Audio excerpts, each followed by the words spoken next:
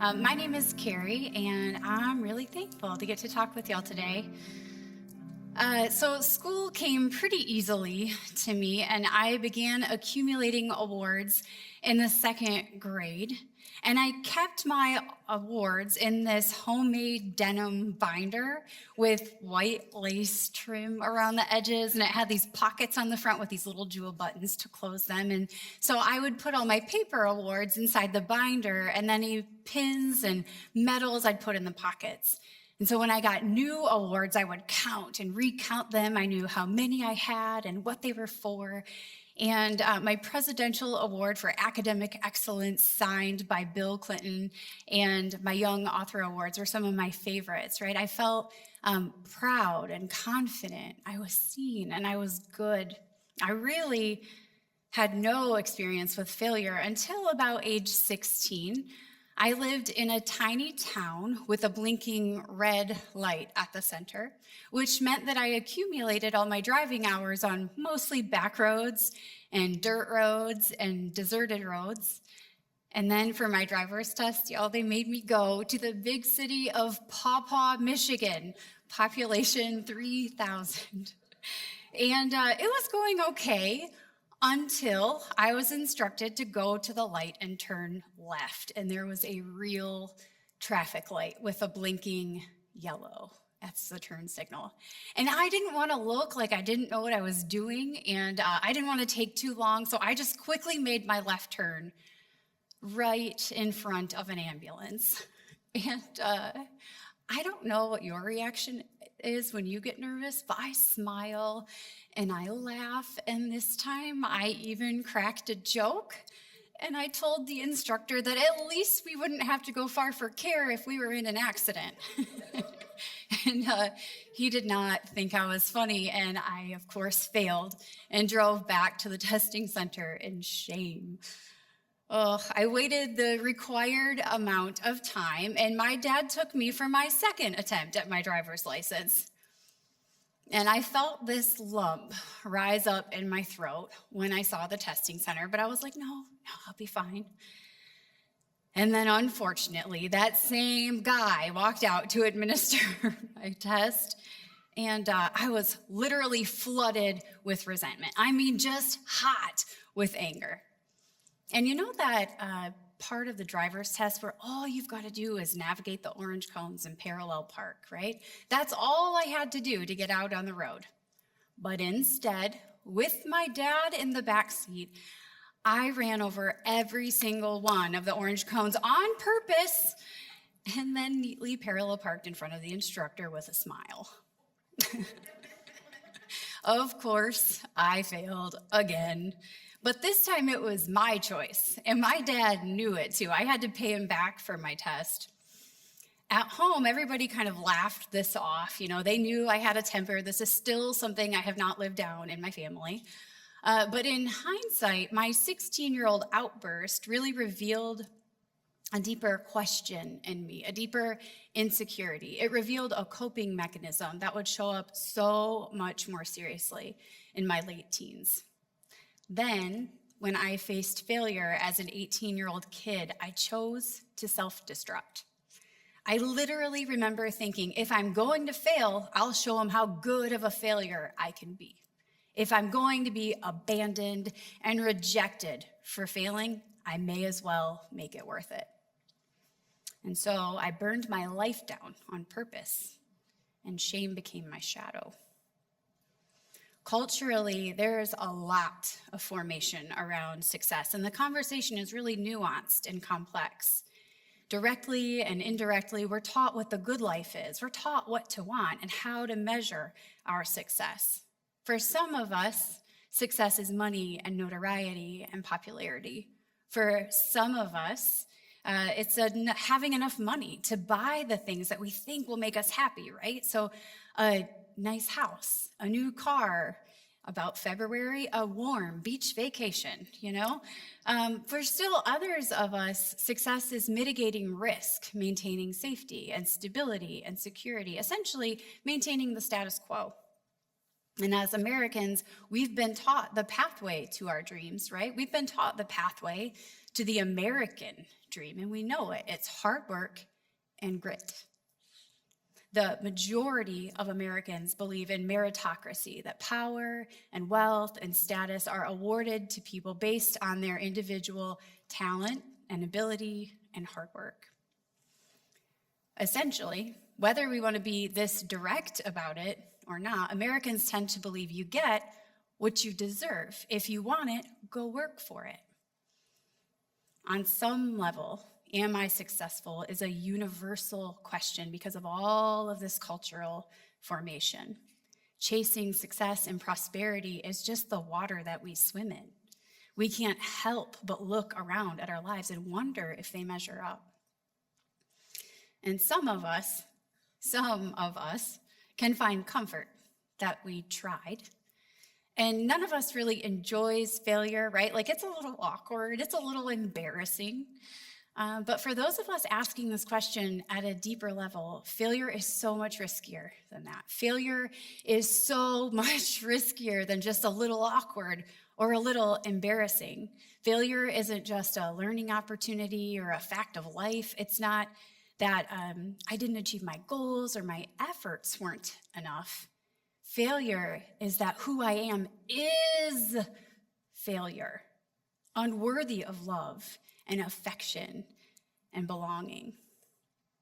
Author Mike Foster of 7 Primal Questions writes that we wear our failure like a scarlet letter, marked by shame, ostracized from our community.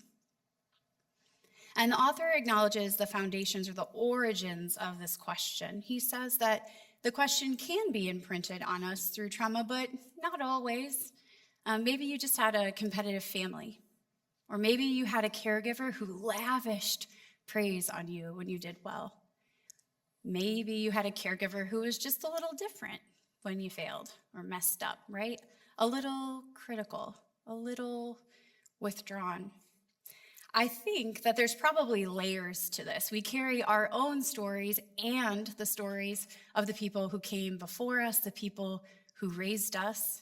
And so maybe your family, like mine, immigrated to the United States and they worked really hard to make a better life for themselves. Success and hard work and achievement really mattered because they brought safety and stability and opportunity. Maybe you watched your caregiver sacrifice so much to work themselves out of poverty, to be the first in their family to graduate college, to climb a corporate ladder. You watched them sacrifice to provide for you and your siblings. Maybe for some of us, it's less about trauma and more about wanting to make all those sacrifices worth it. Regardless of how it happened, at some point, those of us asking this question lost the truth that we are loved for who and whose we are. Our identity and worth, love, and affection get kind of tied, bound to what we do. We can enter what Mike Foster calls the scramble. We avoid real challenges and then we put on our masks, settling for looking successful by checking off the right boxes. We overfunction, we control, we manipulate, we people please to be perceived as successful again, and we work hard to prove ourselves. We work hard to earn our worth. In essence, we've forgotten that we are God's beloved. We forget, like it says in Genesis 1, that we're made in the very image of God.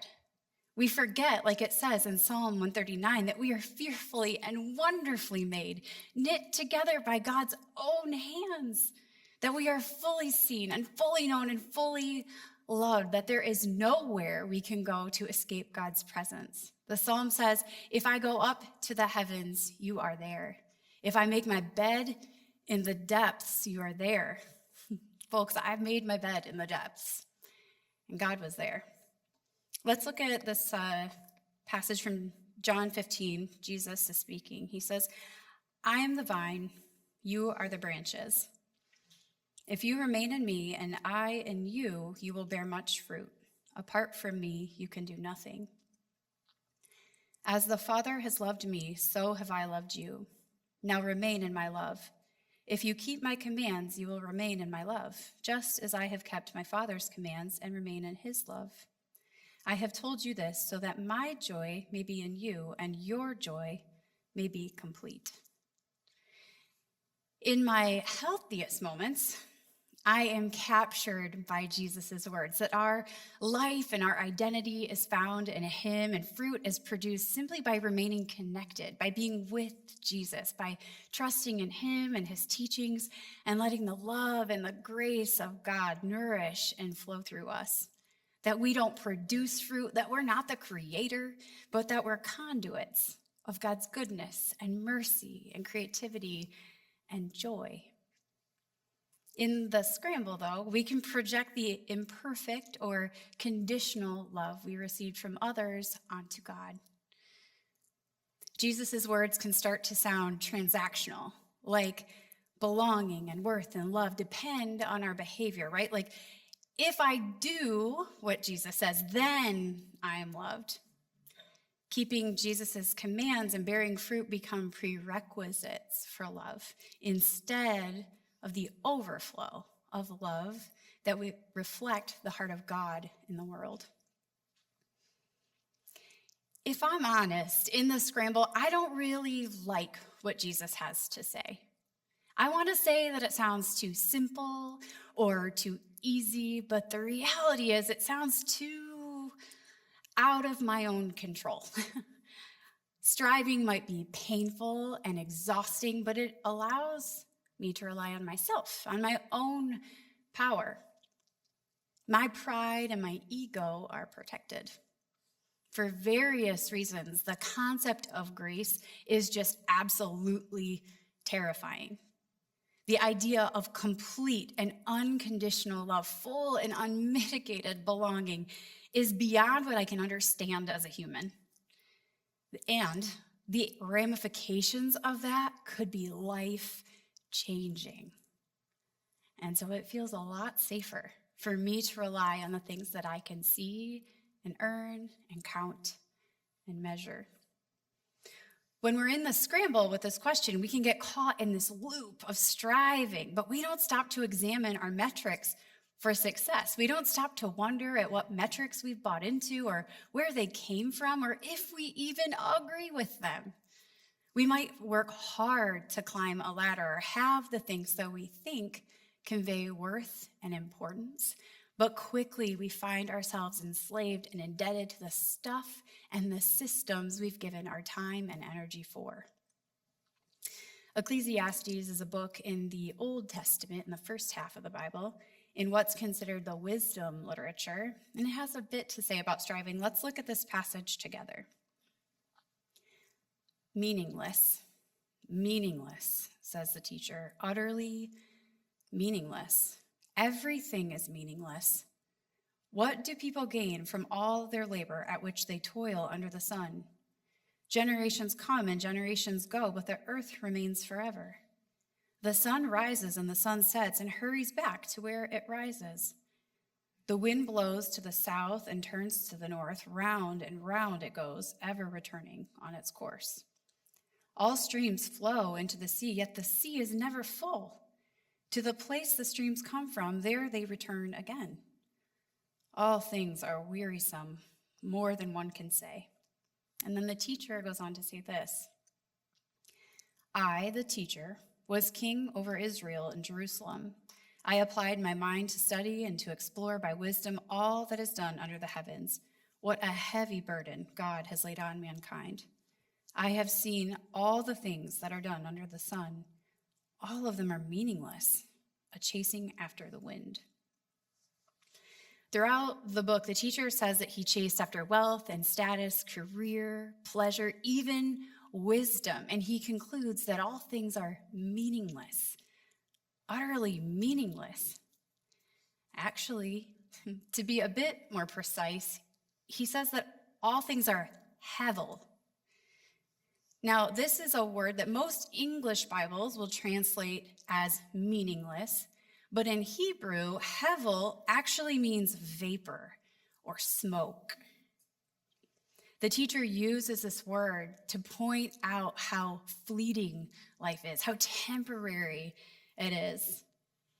And he says that things like wealth and status, career, pleasure, even wisdom are like a wisp of smoke. They're a vapor. They appear solid, but when you go to grab them, there's nothing there. Like a mirage on the horizon that you work for. It's vapor. Vapor, utterly vapor or fleeting, utterly fleeting. He says meaningless. Everything is utterly meaningless. Have you been there? For those of us asking this question deeply, have you felt this? Have you felt the weariness of chasing after something only to get it and realize that it's empty, it's hollow? Reached out to grab something and you came back with your hands empty. I want to be really, really clear here. I am not condemning work and dreams and goals and healthy habits. Neuroscience and neuropsychology research show us that humans have a fundamental, a biologically driven need for purpose and meaningful work. Purpose-driven work actually triggers what researchers call the happiness trifecta of brain chemicals. And these chemicals improve our mood regulation, our motivation, and our bonding. Our bodies and our brains are literally wired for purpose, with purpose linked to better emotional, physical, and cognitive health. And burnout rates globally are at the highest they've ever been. So work can't be the only thing that matters. Success can't be the only thing that matters. We're made in the image of God. We're called to steward creation, right? We're created of and by a God who created. He worked. And we're created of and by a God who rested, a God who enjoyed his work and called it very, very good. We get to do the same. Our identity and our worth rests in the heart and the character of God. We get to release shame and release striving as the children of God, as beloved children. We get to untangle our being from our doing. We get to untangle who we are from what we do. And we get to examine our actions and our motives, our metrics and our definitions for success. And we get to enjoy our labor, the work of bearing fruit in season out of the overflow of love and belonging that we receive, like a branch connected to a vine, allowing the life of the vine freely offered to freely flow. Maybe the surrender is part of what Jesus meant when he was speaking in Matthew 11. Let's look at this passage together. Jesus says, "Come to me, all you who are weary and burdened, and I will give you rest. Take my yoke upon you and learn from me, for I am gentle and humble in heart, and you will find rest for your souls.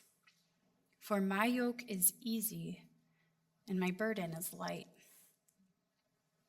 In rest and in joy, our primal question, am I successful, is transformed into this primal truth that we know in our core, I am successful, and we can bring so much to the world.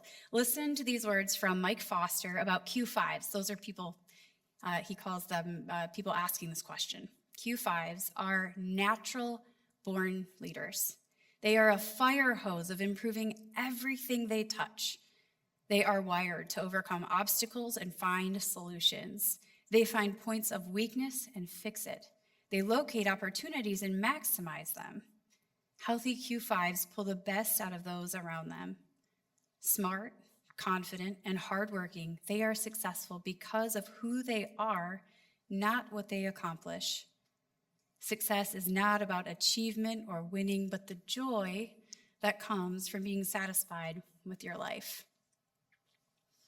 So we're going to transition to a time of prayer. And Lynn is going to lead us in a practice that we're calling 5 prayers, 5 minutes.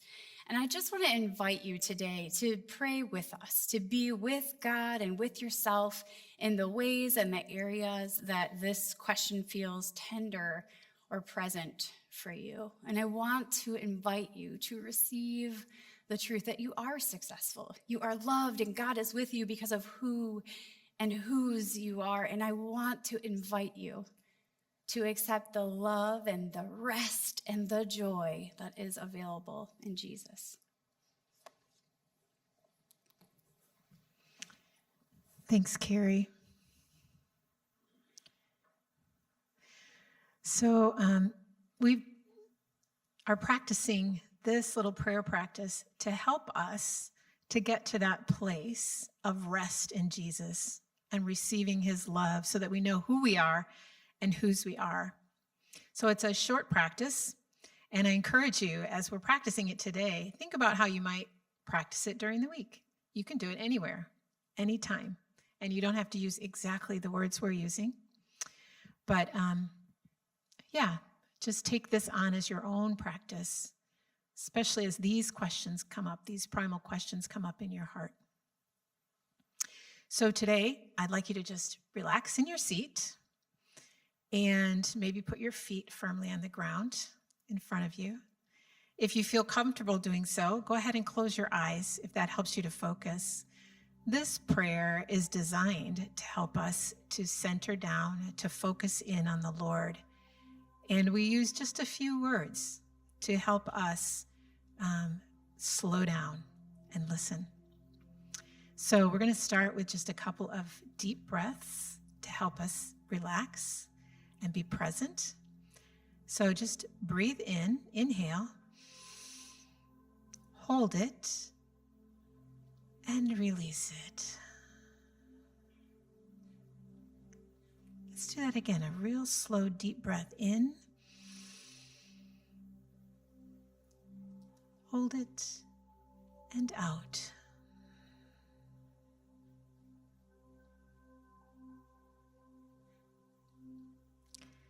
This first prayer, breathing in, we're thinking about God being with us. And as we breathe in, say to yourself, inside yourself, Emmanuel means. And as you breathe out, God with us. So do that with me. Inhaling, Emmanuel means. And exhaling, God with us. Let's do that again. Emmanuel means God with us.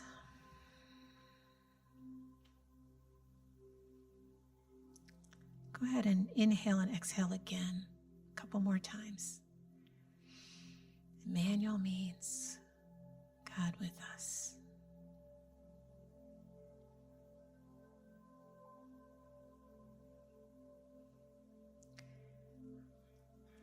Our second prayer is acknowledging, yes, God is with me and I am present. We're going to use the words, God is here and I am here. So inhaling, God is here, and exhaling, I am here. God is here, and I am here.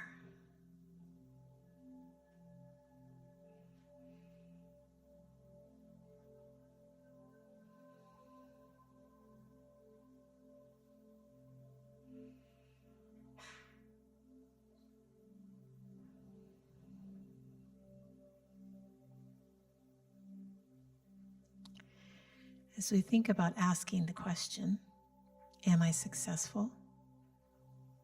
Or any of the questions we've talked about, am I loved? Am I safe? Am I wanted?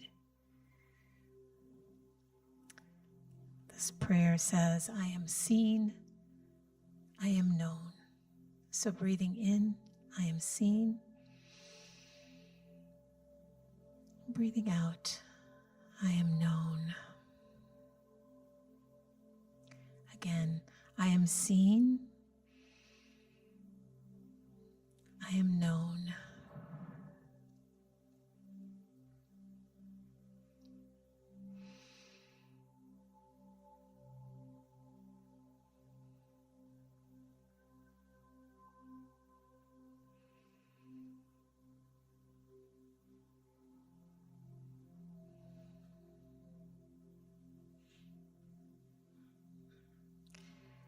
Let's look at that question a little more closely and ask the question, am I successful? And hearing God answer and saying, I am successful. So breathing in, am I successful? Breathing out, I am successful. Breathing in, am I enough? Breathing out, I am enough.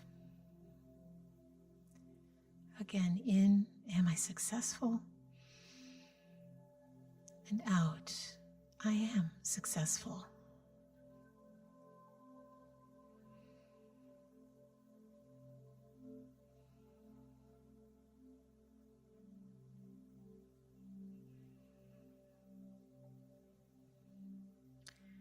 Our last breath prayer, let's think ahead a little bit.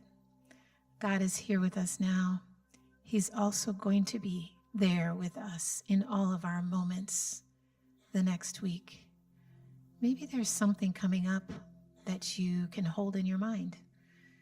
A project that needs to be completed, a conversation that needs to be had, something that might be causing a little stress.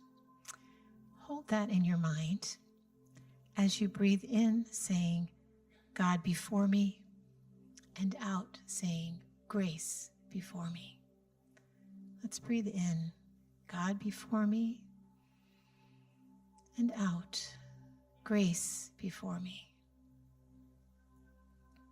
And again, God before me, and grace before me.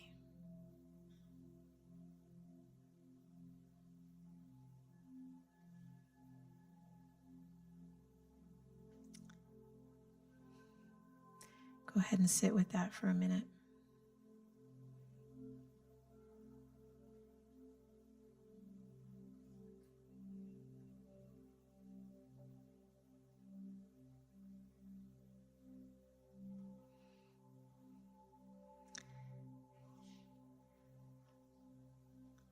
And as we close this brief time of prayer, I just want to remind you again, you can pray like this anytime.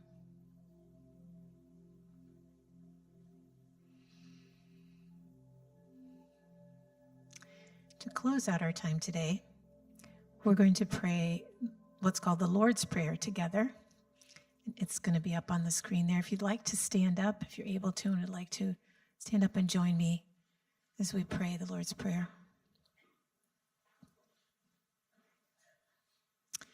Our Father in heaven, hallowed be your name. Your kingdom come. Your will be done on earth as it is in heaven. Give us this day our daily bread, and forgive us our trespasses, as we forgive those who do not trespass against us.